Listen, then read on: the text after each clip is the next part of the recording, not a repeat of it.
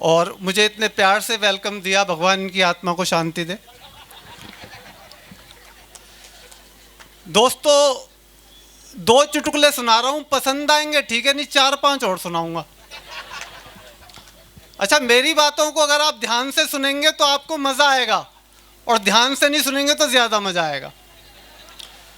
तो अभी सचिन बता के गए थे कि सबसे ज़रूरी चीज़ कॉन्फिडेंस है, लेकिन कॉन्फिडेंस सही डायरेक्शन में होना चाहिए। कॉन्फिडेंस का मतलब नहीं कहीं पे भी कॉन्फिडेंस दिखा दो। एक जगह मैंने देखा 2 बंदे काम कर रहे थे कॉन्फिडेंस से। क्या काम कर रहे थे? एक गड्ढा खोद रहा था, एक गड्ढा भर रहा था। मैं यार ये क्या काम है? कह रहा देखो भाई साहब, हमें जो काम मिला है ना, हम पूरी ईमानदारी से कर रहे हैं। हम 3 लोगों को काम दिया गया था सरकार ने। एक को गड्ढा खोदना था, एक को पौधा लगाना था, दूसरे को फिर मिट्टी डालनी थी। मैं फिर कह रहा हूँ बीच वाला छुट्टी कर गया आज। अब वो पौधा लगाने वाला तो आया नहीं, ये खोद रहा है, मैं भर रहा हूँ।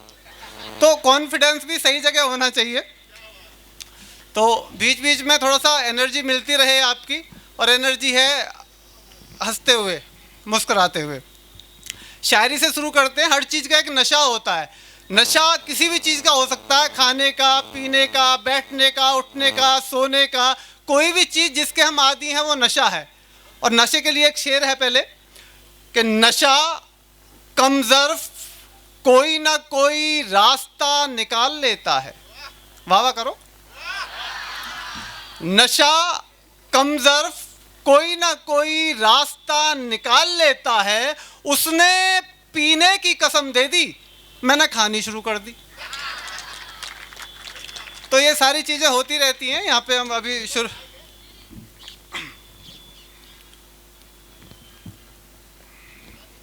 मुझे बहुत अच्छा लग रहा है आज बच्चों को आज़ाद देख के। नहीं तो फंसे हुए अपने जो प्रोटोकॉल में रहते हैं, तो आप खुल सकते हैं, खुल के होली आने वाली है, होली का जश्न मना सकते हैं। वसीम सर अभी से ही टाइम देखने लग गए कि और कितनी देर बोर करेगा। ज़्यादा चिंता ना करें, मैं समझता हूँ शाम हो गई है।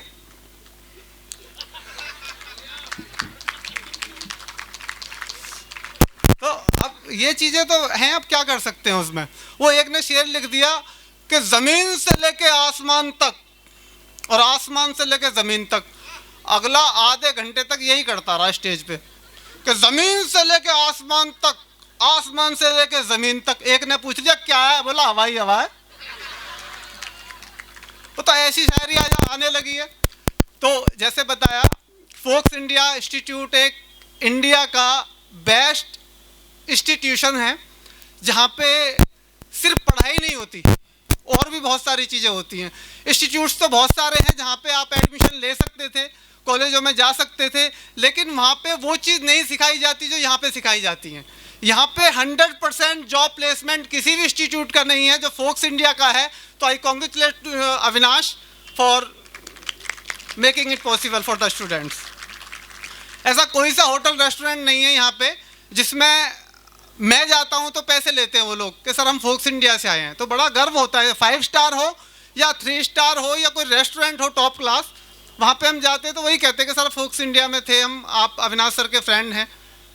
तो thank you so much for your friendship. और जो बच्चों के लिए आप कर रहे हैं वो बहुत बहुत बड़ी बात है। तो आप जानते ही हैं मैं कौन हूँ, सब जानते हैं ना? Raise your hands.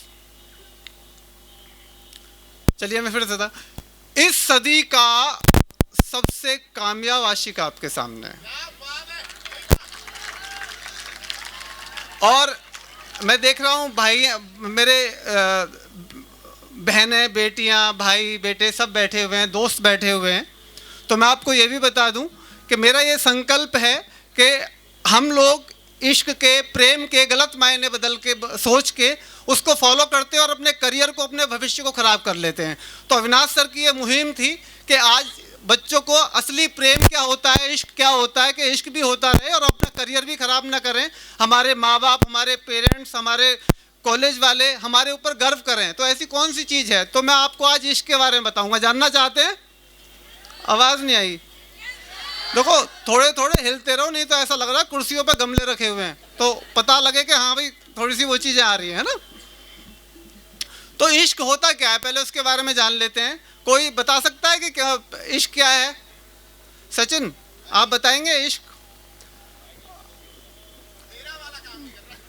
अच्छा, तो टंग ट्विस्टर आपने दिया था, मेरा भी सुन लो। तुम्हारी हंसी इतनी हंसी है कि किसी और हंसी की हंसी तुम्हारी हंसी से हंसी नहीं है, और जिस हंसी की हंसी तुम्हारी हंसी से हंसी है वो हंसी अभी तक हंसी नहीं है।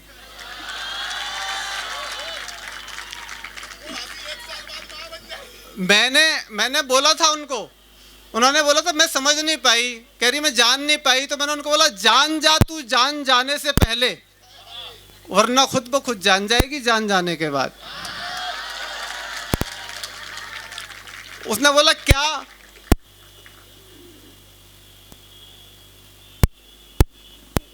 देख रहा हूं। उसने बोला क्या? तो के कहाँ रहते हो, मेरी समझ में नहीं आया। मैं बोला कि जहां जहां बसाया मैंने, जहां क्या,